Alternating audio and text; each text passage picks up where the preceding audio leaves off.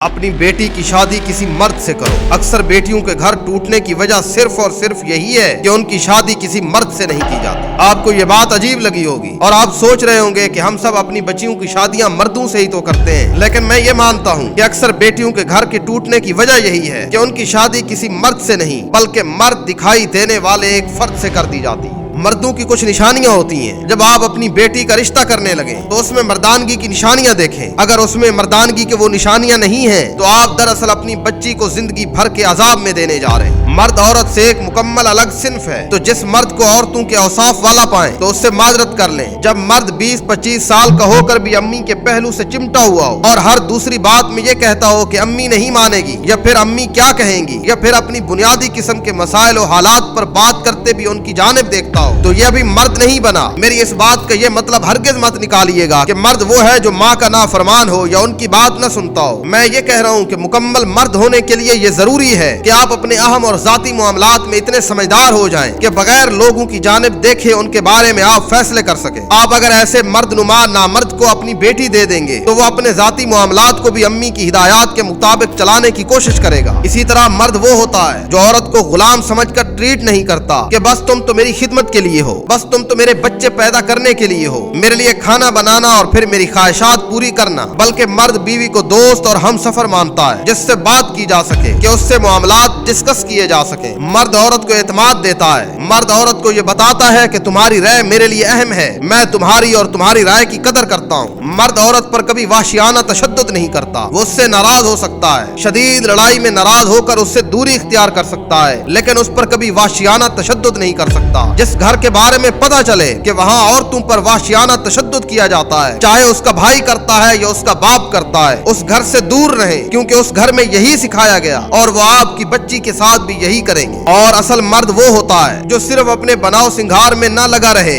बल्कि उस मर्द में अल्लाह का खौफ हो और अपने ईमान को बचाने की फिक्र हो। बेटी हमेशा उसको दो जिसके दिल में खौफ खुदा हो। वो आपकी बेटी के बारे में भी अल्लाह से डरेगा। तुमने सब कुछ देखा, मकान देखा, डिग्री देखी, तुमने उम्र देखी, शक्ल देखी, तुमने दांतों का कलर तक देखा, तुमने उसके चलने का स्टाइल देखा, और अगर तुमने कुछ नहीं देखा तो वो उसकी मर्दानगी थी और उसके दिल में पाया जाने वाला अल्लाह का खौफ था।